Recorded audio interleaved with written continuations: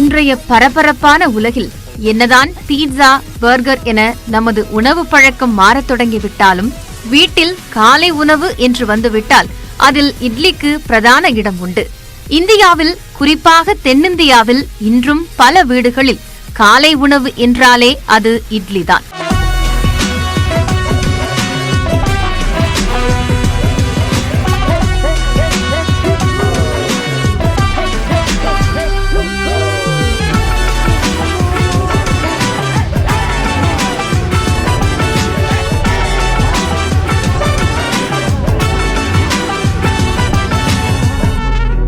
நம் அன்றாட வாழ்வை அலங்கரிக்கும் இட்லியின் வரலாறு நம்மில் எத்தனை பேருக்கு தெரியும்? இட்லியின் பிறப்பிடம் எதுவாக இருக்கும் என்று தெரிந்து கொள்வதற்காக கூகுளை தேடிய போதுதான் தெரிந்தது, இந்தியா மட்டுமல்ல, இந்தோனேஷியா, இலங்கை என பலரும் அதற்கு உரிமை கொண்டாடி வருவது. திருவிளையாடல் புராண காலத்தில் ஆரம்பமாகிறது இட்லியின் வரலாறு. ஒரு சமயம் பாண்டிய நாட்டில் பெருமழை பெய்து வெள்ளம் கரைபுரண்டு ஓட வைகையாற்றின் கரையை பலப்படுத்த உத்தரவிடுகிறான் மன்னன். நாட்டு மக்கள் அனைவரையும் இப்பணியில் ஈடுபடுத்தவும் மன்னன் உத்தரவிட வயதான வந்தி என்ற மூதாட்டி வயது முதிர்வால் தள்ளாடுகிறார். அப்போது அங்கே வரும் ஒரு இளைஞன் அந்த மூதாட்டிக்கு பதிலாக ஆற்றின் கரையை பலப்படுத்த ஒப்புக்கொள்வதுடன் அதற்கு கைமாறாக என்ன கிடைக்கும் என்று வினவுகிறார். கைமாறாக கொடுக்க தன்னிடம் எதுவும் இல்லை என்ற போதும் பசியார உணவளிக்க முடியும் என்று கூறுகிறார் அவர். அந்த மூதாட்டி இளைஞனுக்கு அளித்த உணவுதான் பிட்டு. இந்த பிட்டுக்காக சிவபெருமானே மண் சுமந்ததாக கூறுகிறது திருவிளையாடல் புராணம். இந்த கதையை அடிப்படையாக கொண்டு இட்லியின் தாயகம் தமிழ்நாடு என்று பலரும் கூறுவதுண்டு. தமிழகத்தை விட்டு இந்த கதையை அப்படியே கொஞ்சம் நகர்த்திச் சென்றால் அடுத்ததாக இட்லிக்கு உறவு கொண்டாடும் மாநிலம் கர்நாடகா. சாளுக்கிய மன்னர்களின் ஆட்சியின் கீழ் கர்நாடகா இருந்தபோது உளுந்தை மோரில் ஊற வைத்து பின்னர் அதனை ஆவியில் வேக வைத்து ஒரு பதார்த்தம் தயாரிக்கப்பட்டதாகவும் அதன் பெயர் இட்டரிக எனவும் கூறப்படுகிறது. உளுந்து என்று சொன்னவுடன் உடனே அதன் தாயகம் தமிழ்நாடுதான், அதனால் இட்லியின் பிறப்பிடம் எங்கள் மாநிலம்தான் என சிலர் வேகமாக வரலாற்று புத்தகங்களை திருப்பலாம்.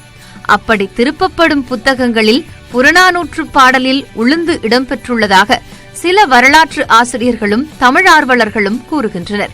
இட்லியின் தாயகம் தமிழ்நாடுதான் என ஒப்புக்கொள்ள நாம் தயாராகும் சமயத்தில் அப்படி இல்லை, இந்தோனேஷியா வழியாக இந்தியா வந்த உணவுதான் இட்லி என்கின்றனர் வேறு சில வரலாற்று ஆர்வலர்கள். சிலரோ அரபு நாடுகளில் இருந்து வந்த உணவு இட்லி என்றும் கூறுகின்றனர். இட்லியின் பிறப்பிடத்திற்கு மட்டுமல்ல, அதன் பெயருக்கும் சண்டை உண்டு. 7ஆம் நூற்றாண்டில் இட்டரிக என்ற பெயரில் இருந்த உணவு 12ஆம் நூற்றாண்டில் இட்டு அவி எனவும் அது மருவி இட்டலியாகி பின்னர் காலப்போக்கில் இட்லி என்றானதாக கூறப்படுகிறது. பிறப்பிடம் எதுவாக இருந்தால் என்ன, பெயர் யார் வைத்தால் என்ன? இன்று தென்னிந்தியாவின் பாரம்பரிய உணவு எது என்று கேட்டால் டக்கென அனைவரும் கூறும் பதில் நிச்சயம் இட்லிதான்.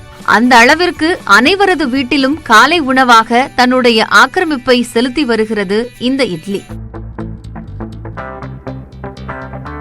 பார்க்க அழகாக இருக்கும் இந்த இட்லியை சமைப்பது சுலபம் என்றாலும் அதற்கான மாவை தயாரிப்பது ஒன்றும் அவ்வளவு எளிதல்ல.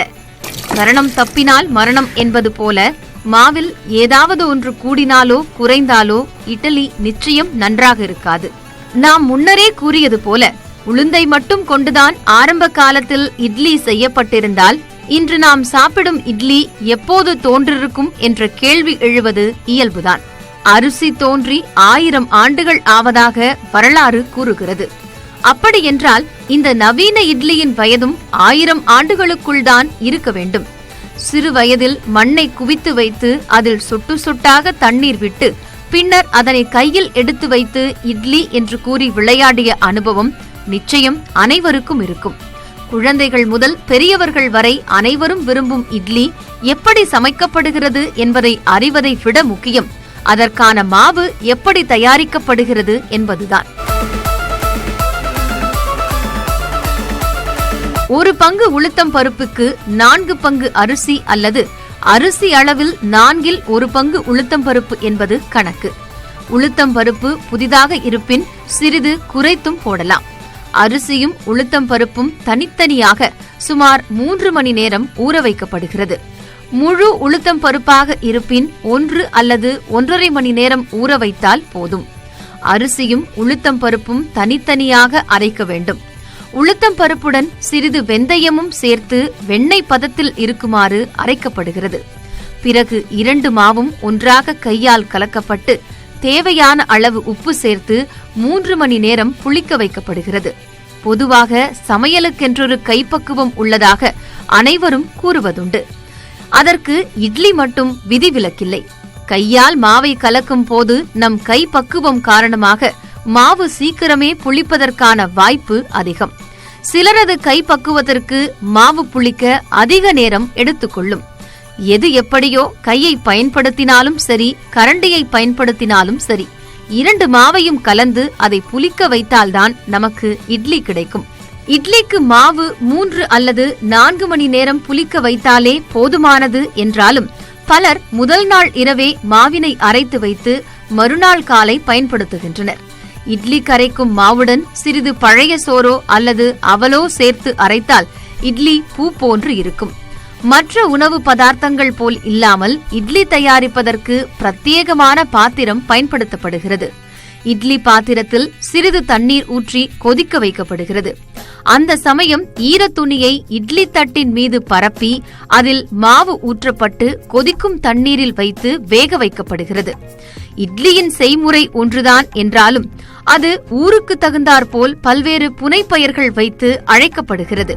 மதுரையில் பிட்டுக்காக சிவபெருமான் மண் சுமந்ததாலோ என்னவோ தமிழகத்தில் இட்லி என்றாலே அனைவருக்கும் நினைவில் வருவது மதுரைதான். ஒரு நாளின் 24 மணி நேரமும் மதுரை கடைகளில் இட்லியின் வாசம் மணமணக்கும். மல்லிகை பூ போல மிருதுவான இட்லி என அதை பாராட்டாதவர்கள் இருக்கவே முடியாது. அதேபோல் நடிகையின் பெயரால் அழைக்கப்படும் ஒரே உணவும் இட்லியாகத்தான் இருக்க முடியும். குஷ்பு இட்லியை தெரியாதவர்கள் தமிழகத்தில் இருக்கவே முடியாது. ஆரம்ப காலத்தில் அரிசி மற்றும் உளுந்து கலவையை கொண்டு தயாரிக்கப்பட்ட இட்லி பின்னர் பரிணாம வளர்ச்சி பெற்று சிறுதானிய இட்லி, சேமியா இட்லி, ரவா இட்லி, மோர் இட்லி, தயிர் இட்லி, கடலை மாவு இட்லி, பாசிப்பயிறு இட்லி, கொள்ளு இட்லி, பல்வேறு கீரை வகைகள் கலந்த இட்லி, காய்கறி இட்லி, ஏன் ஓட்ஸ் இட்லி என்ற நிலையில் வந்து நிற்கிறது.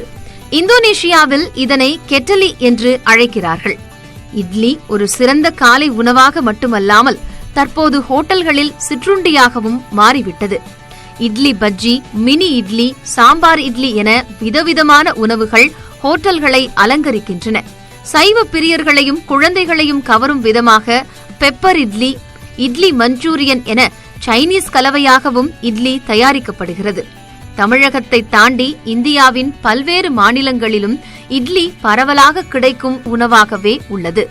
புளிக்க வைக்காத மாவை கொண்டு குஜராத்தில் டோக்லா என்ற பெயரிலும், புளித்த மாவுடன் சிறிது கள் மற்றும் இனிப்பு சேர்த்து வட்டப்பம் என்ற பெயரில் கேரளாவிலும், சன்னாஸ் என்ற பெயரில் மங்களூருவிலும் இந்த இட்லி பல்வேறு அவதாரங்கள் எடுக்கிறது. எத்தனையோ வீடுகளில் இட்லி உப்மா என்பது சூரிய வம்சம் படம் வருவதற்கு முன்னரே தெரிந்த ஒரு உணவு என்றாலும் அந்த படத்திற்கு பின்னர் இட்லி உப்மாவின் மதிப்பு பன்மடங்கு எகிரியது. இட்லியை பற்றி பேசும்போது நிச்சயம் அதற்காக தயாரிக்கப்படும் சட்னி வகைகளை பற்றி பேசாமல் இருக்கவே முடியாது. தேங்காய் சட்னி, புதினா சட்னி, தக்காளி சட்னி, வெங்காய சட்னி, கொத்தமல்லி சட்னி, பூண்டு சட்னி, காய்கறி சட்னி என இந்த பட்டியல் நீண்டு கொண்டே செல்லும். எத்தனை வகையான சட்னிகள் இட்லிக்கு பரிமாறப்பட்டாலும் சாம்பார் இல்லை என்றால் இட்லி சாப்பிட்ட திருப்தி நிச்சயம் நமக்கு ஏற்படாது. கையேந்தி பவன் முதல் 5 நட்சத்திர ஹோட்டல் வரை நாம் எங்கு சென்றாலும் இட்லிக்கு நல்ல ஜோடி சாம்பார்தான் என்று அனைவரும் அடித்து சொல்வார்கள். இட்லிக்கு அடுத்த காம்பினேஷன் என்று பார்த்தால் அது நிச்சயம் பொடிதான். சட்னி சாம்பார் செய்ய நேரமில்லாத சமயங்களில் பெரும்பாலான குடும்ப தலைவிகளுக்கு கை கொடுப்பது இந்த பொடிதான். மென்மையான, எளிதில் ஜீரணமாகும் தன்மை கொண்டது இட்லி. 75 கிராம் எடை கொண்ட 4 இட்லிகளோ அல்லது 50 கிராம் எடை கொண்ட 6 இட்லிகள் சாப்பிடுவதால் அமினோ அமிலங்களும் பன்மடங்கு அதிகரிக்கின்றன. திசுக்களை பழுது பார்த்து புதுப்பிக்கும் லைசின் என்ற அமினோ அமிலம் 3 மடங்கு சிறுநீரகங்களின் செயற்பாட்டிற்கு உதவும் காமா அமினோபட்ரிக் என்ற அமினோ அமிலம் 10 மடங்கும் அதிகரிக்கின்றன.